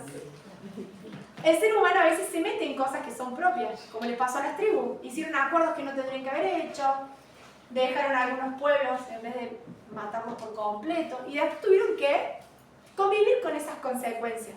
Pero este no es el reposo total que tenemos nosotros como promesa. Yo sé que sacar todas las materias, unas cuantas en diciembre, debe ser costoso y debe ser preocupante. Pero ¿sabes qué? Hay algo más allá, aparte de pasar de año. Tiene que haber una satisfacción de aprender que sea más grande que pasar de año. La satisfacción de terminar con algo que vos mismo te propusiste o que tenés que hacerlo porque el sistema te lo pone enfrente. Y esa satisfacción de lograrlo, de terminarlo, de concluir, tiene que ser más grande que el simple hecho de tener que zafar de esas materias que me quedaron para diciembre. El Señor acá está hablando de eso, hay algo mucho más grande. Hay un descanso más grande que todavía falta de disfrutar. Entonces, Josué dio un reposo como parcial. La tierra. Ya no más carpitas, ya no más nómadas. Tierra, porción. Esto es tuyo ya. No alquilas más. No tenés que buscar más alquiler, es tuyo. ¡Oh, gloria a Dios! ¡Qué buen descanso que le dio a Josué! Sin embargo, acá está hablando de que hay un descanso mucho superior a este, que no es terrenal, que es espiritual, que tiene que ver con todos los ámbitos y lo entrega solamente Cristo. Está a cargo de Jesús y es el reposo definitivo. Por lo tanto, queda un reposo para este pueblo de Dios. Y ahí podemos encontrar todas las referencias, yo igual se las voy a dar para que ustedes las puedan buscar, no las vamos a leer todas, no llego. Entonces se conecta con Hebreos 10:12, que todavía no lo leímos, que dice que hay un solo sacrificio por todos los pecados y es una vez y para siempre. Y que se ha sentado a la diestra de Dios. ¿Quién es? Jesús. Una vez y para siempre. Ya no era todos los años, ya no era todas las mañanas y todas las tardes. Esto fue una vez para siempre. Hebreos 4:11, procuremos entrar en aquel reposo. ¿Cuál? ¿En la tierra? Ah, nos vamos a mudar a Canaán ahora, muchachos. Canaán no, perdón. Nos vamos a mudar a la tierra prometida. No se trata de hacer la yihad y convertirnos para poder entrar en Israel. Se trata de que procuremos sostener lo que creímos, porque el que cree dice que tiene este descanso, que es perfecto, eterno y que solamente lo da Cristo. En este momento, ¿todo Israel entró al descanso? No. Estamos orando para que nuestros hermanos empiecen a tener revelación de Cristo, porque Cristo es el que da este descanso. En Hebreos 4:12 dice, porque la palabra de Dios es viva y eficaz. ¿Quién es la palabra de Dios? La que nos ayuda a creer, la que nos sostiene hasta el final, la que no permite que se nos endurezca el corazón, la que nos hace mantenernos firmes en medio de los testimonios de los 10 espías, los 5 del alma y los 5 de la mente. La palabra es la que nos sostiene firme. Y acá dice, porque es viva y eficaz. No voy a leer todo lo que está ahí. Si ustedes quieren ir leyendo los otros versículos, vayan leyendo. Yo voy a leer acá de NTV. Dice, es más cortante que cualquier espada de 2 filos. Penetra el alma y el espíritu, entre la articulación y la médula del hueso. Cuando dice penetre el alma y el espíritu, está hablando de algo que no es tangible, que es concreto. Está hablando de algo que es abstracto. Entonces yo lo voy a volver a mi primer clase donde me hice flanera prácticamente, con todos los huevos que puse. Acá está diciendo, una espada normal penetra la carne. O sea, si hubiese puesto penetra la piel, la carne y los tendones, hubiesen dicho, y sí, hijo, ¿cómo es? Una manzana. Una manzana. Anda a farmear ahora. No, era obvio eso, pero está diciendo algo que no es obvio. Está diciendo, ya sabemos que penetra la cáscara del huevo. Ahora lo que yo estoy diciendo es que penetra la clara y la yema. Va mucho más allá. Va a donde no podemos ver.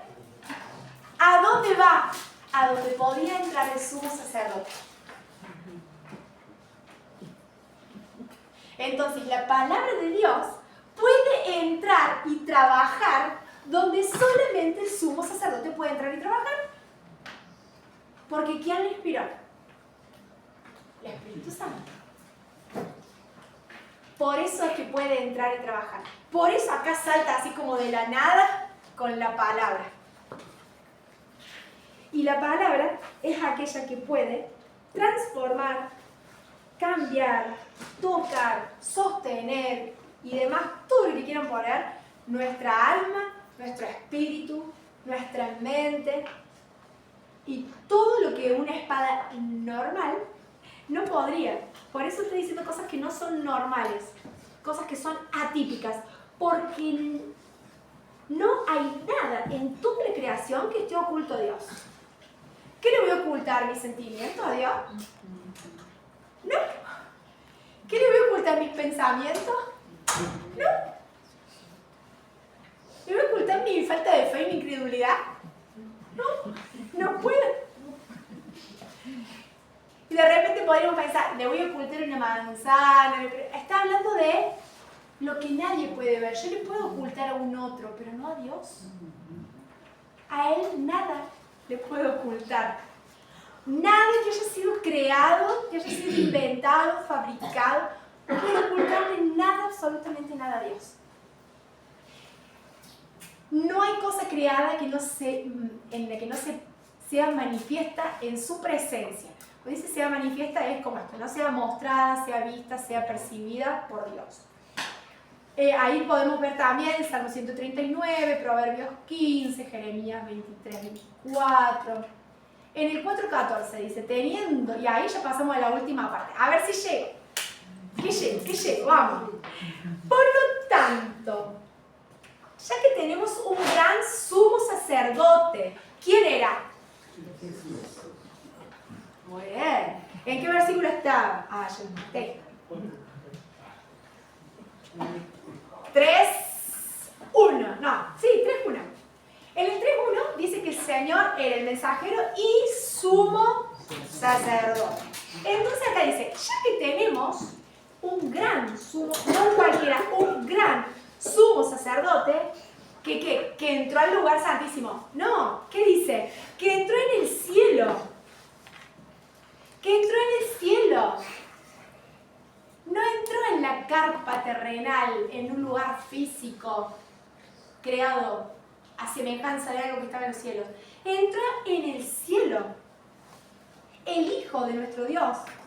Aferrémonos a lo que creemos, porque lo que creemos nos va a mantener firmes, sin un corazón duro y malo. Nuestro sumo sacerdote comprende nuestras debilidades. ¿Cómo que nuestro sumo sacerdote comprende nuestras debilidades? Porque ¿qué se había hecho? Al igual que nosotros. Se hizo huevo como nosotros. Para entender nuestras debilidades, para entender cómo las emociones nos manejaban, cómo los pensamientos ahí se cruzaban de continuo. Él se hizo hombre para poder entendernos en lo que no se ve, en donde penetra esta espada. Porque yo puedo comprender que si lo pongo al Nico el rayo del sol, va a quedar rojo. ¿Por qué? Y porque yo sé que el Nico es blanquito y cuando lo ponen en el sol se queda todo rojo, ya lo vi. Entonces comprendo. Pero es algo fácil de comprender eso. Ahora, ¿qué siente el Nico? ¿Qué está pensando el Nico? Solo Dios, dijimos recién. Entonces Jesús se hizo hombre para entender lo que nos pasa a nosotros, comprendernos, nuestras debilidades y porque enfrentó todas y cada una de las pruebas que enfrentamos nosotros, con una diferencia un poquito grande. Sin embargo, él nunca pecó. Bueno, como el Señor nunca pecó, está perfecto que distanciamiento social, alejémonos, tengamos cuidado, porque recuerden que si nos acercábamos mucho al arca como usa, cayó muerto. No, al contrario. Así que acerquémonos con toda confianza al trono de la gracia de nuestro Dios.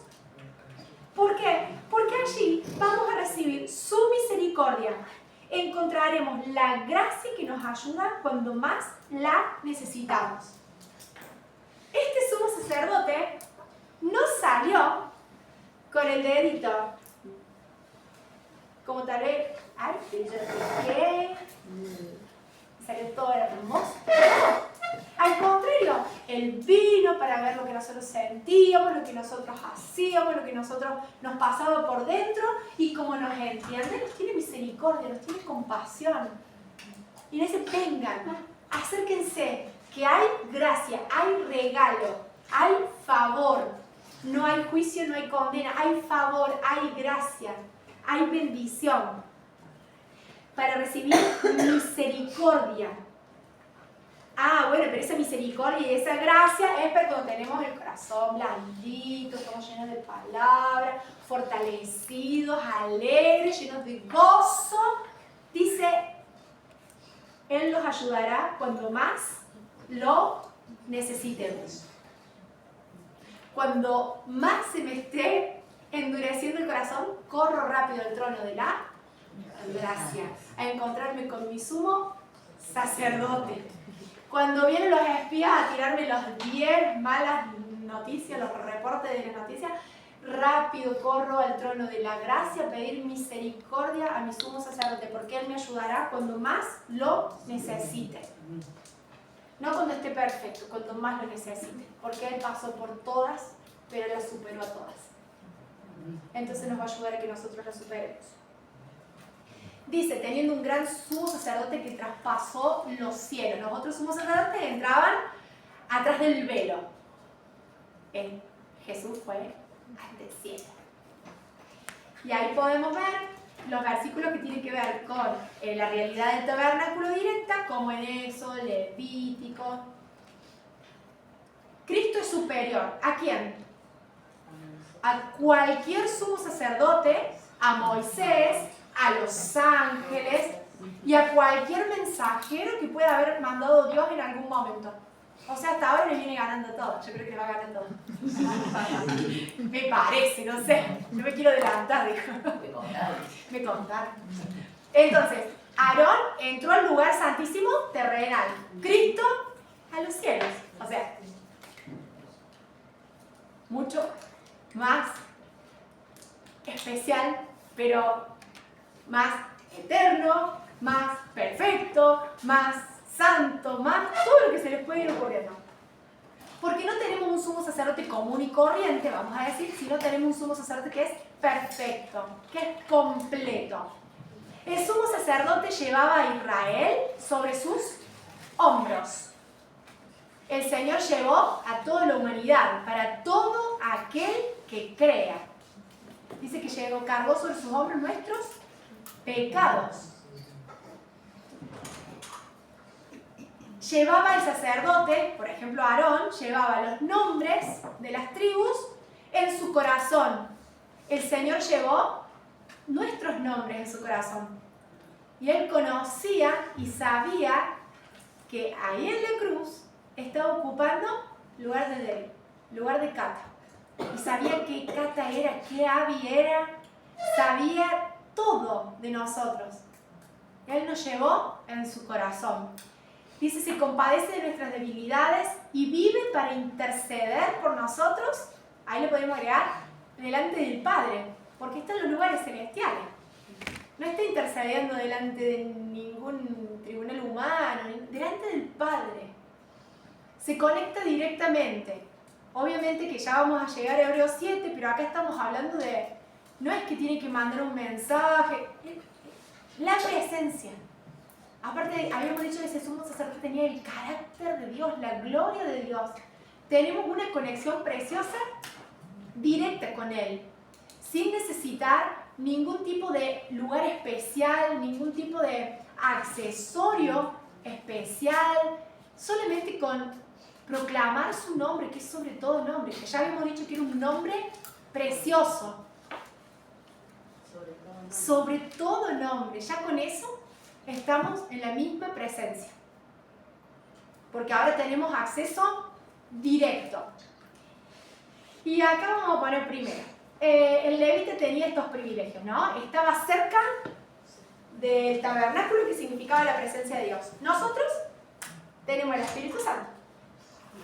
El levita servía en las cosas de Dios. O sea, su trabajo no era el campo, no eran los corderitos, no era ninguna otra tarea.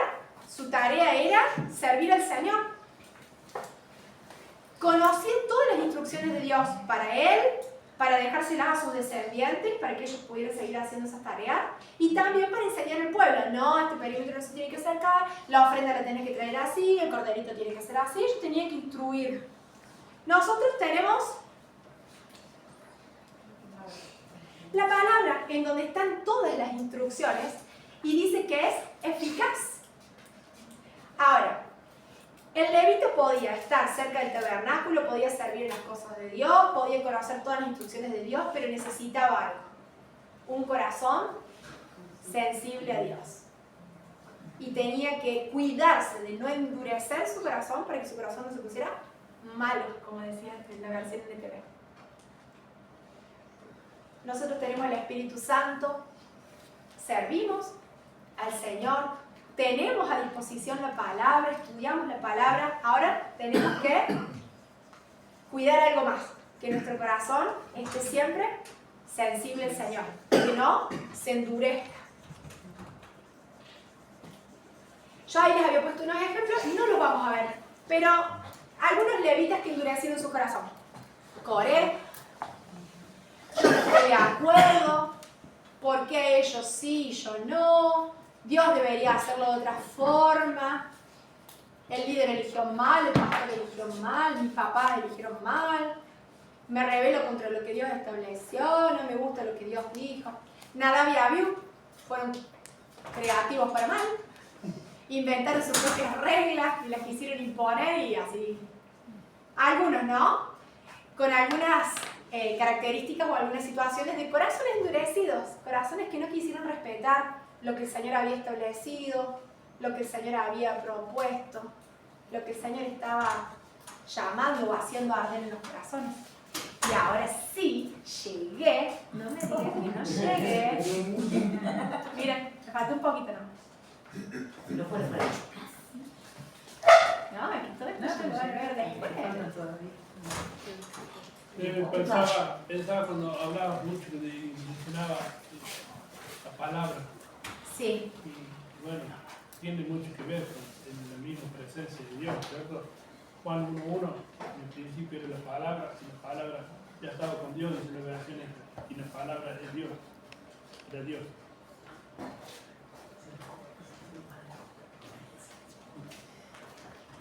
O sea que Cristo es más importante que el Padre de los hijos. Cristo mismo. Bueno, acá estamos. Al que le gusta hacer dibujitos puede hacer un dibujito para que le sea más fácil. Igual esto después lo voy a mandar. Me pasé porque no estoy viendo las imágenes porque no se me están cargando. Pero bueno, ya se va a cargar. Entonces, yo acá les voy a mostrar más o menos lo que acá se imaginó el hermano de cómo era. Sí. Ya se va a cargar. No, está el error. Sí, paciencia. Tengo miedo de hacer esto, hijo. Fíjate la página. Página 53. Y vamos a ir viendo diferentes partes. Entonces yo primero les hablo porque no tenemos imágenes. Cuando tengamos imágenes hacemos imágenes. 3 partes. De nuevo, vamos a volver al huevo. 3 partes. Abajo de todo, ¿sí? Usted imagínense la túnica de bautismo, un poquito más larga, blanquita, pero de lino. La nuestra creo que son de lienzo, bueno, de lino. ¿Sí? Arriba, hasta que tengamos la imagen, ustedes imagínense un poncho largo, sin mangas, ¿sí? Un chalequito largo, azul. ¿Ven? Y arriba de eso, tiene como una capita con tiritas, ¿sí? Que se ajusta a la cintura, que se llama efod. A veces las chicas que bailan en danza tienen unos efod parecidos, similares. Acá el técnico en informática me está sosteniendo más cerca de la señal. Porque no hay internet. Entonces, número 1. Lo que estaba bien abajo de todo era para cubrir la piel, para cubrir la desnudez, ¿sí? Para cubrir a la persona.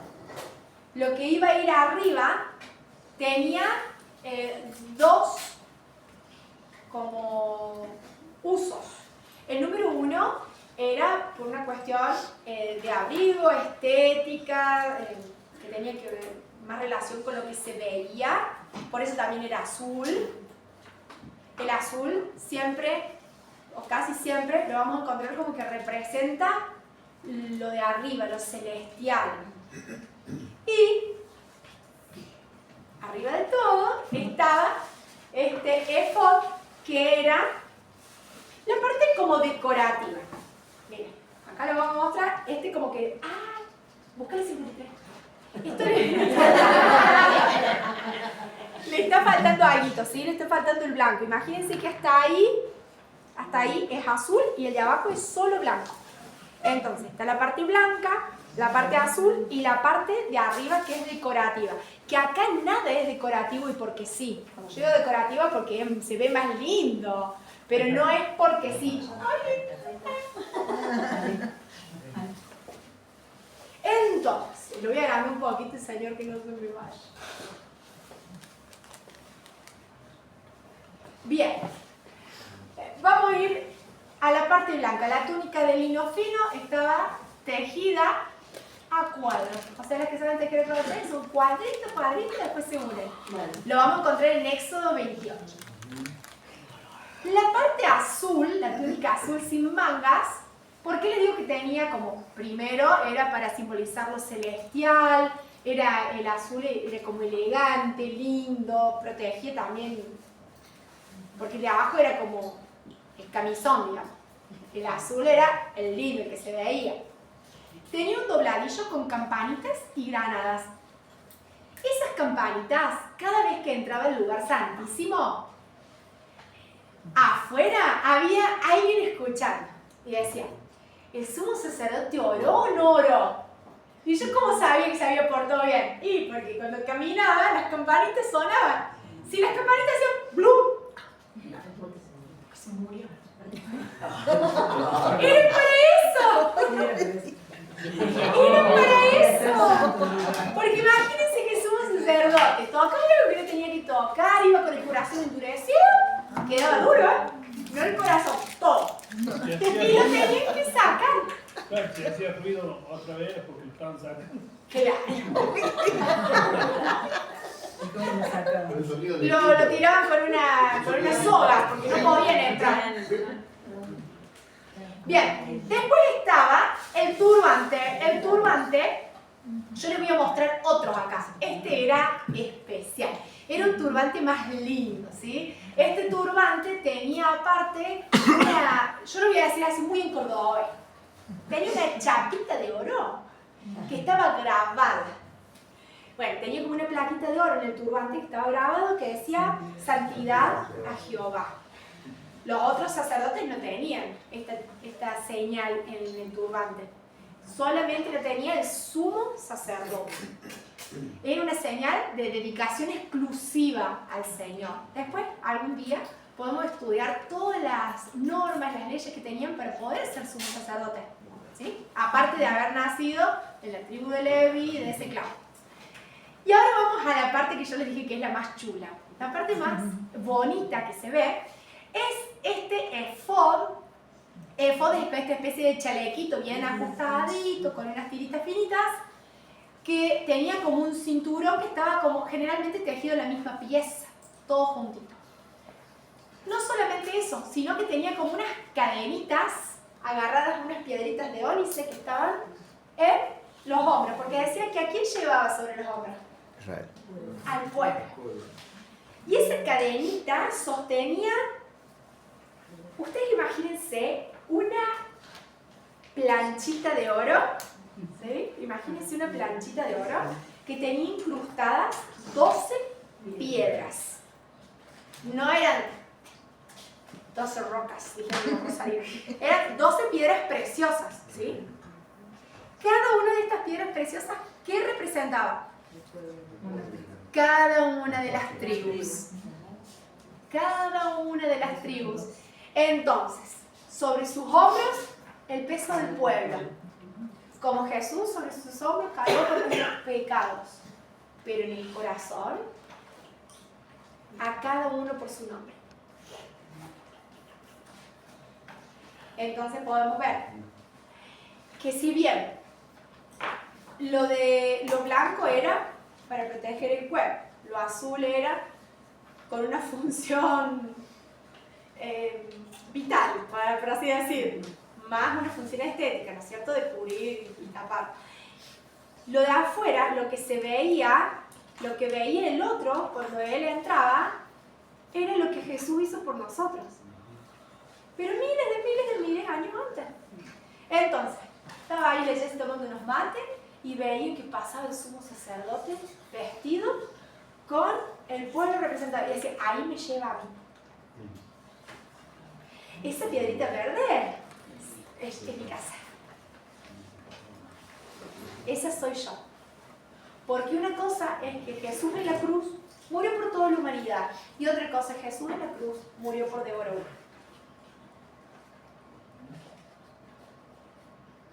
Porque cuando nosotros decimos, bueno, cuando termine la clase, todos limpiamos. Pero cuando termine la clase, yo sé que Carlos levanta el tablón. Es distinto. Yo sé que Jesús murió por la humanidad, pero yo sé que Jesús murió por mí. Y es distinto. Vamos a ver un poquito más porque me alcanza el tiempo. Yo después esto se lo voy a pasar para que ustedes lo vean, pero les quiero hablar un poquitín de el efod y de las piedritas. Miren que todo esto lo estuvimos hablando pero muy rapidito, ¿sí? Este es el manto azul, ven que ahí están todos los detallitos, las características del manto azul, la granadita, la campanita, la granadita, la campanita. ¿Por qué las campanitas? Ya lo expliqué. Y ahora llegamos al efod. El efod era de oro, de azul, de púrpura, carmesí, lino torcido, de obra primorosa. Entonces, acá para los detallistas, no es que se le saltó un puntito y siguió, era de obra primorosa. Y vamos a ver acá los detalles. Ahí está la chapita que yo les decía, así viene en cordobés. Ahí están más de cerca las campanitas, lo que se ponía abajo, lo que se ponía arriba, y el último que tiene todos los detalles primorosos. Y estos eran los otros. Ahí como que simboliza, me voy a cruzar un poco, el sumo sacerdote, que estaba en la oración, preparado para el lugar santísimo. El sacerdote que podía estar oficiando los sacrificios, la ofrenda de grano, llevando los panes a la mesa en el lugar santo, etc.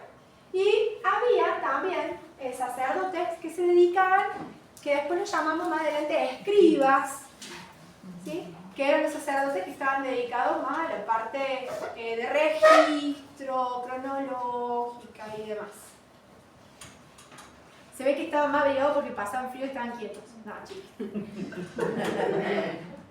Entonces, ¿por qué oro, azul, carmesí, lino fino? Bueno, el oro, porque repetidamente en toda la Biblia vamos a ver que se refiere a lo santo, lo real.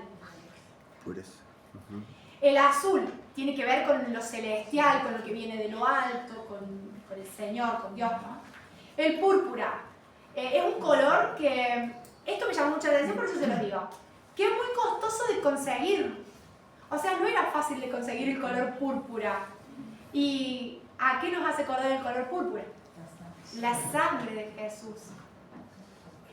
Conseguir que las cosas tuvieran color púrpura era muy difícil. Como a Jesús le costó derramar su sangre por nosotros. No que le costó decidirse, le costó sufrimiento, le costó entrega, obediencia. Carmesí escarlata, bueno, de nuevo, el carmesí como la sangre del Señor Jesús. Y vamos a las 12 piedritas.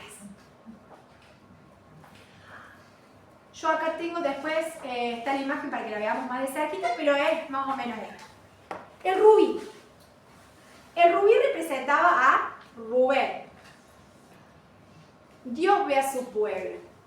El topacio a Simeón. Dios escucha. El carbunclo.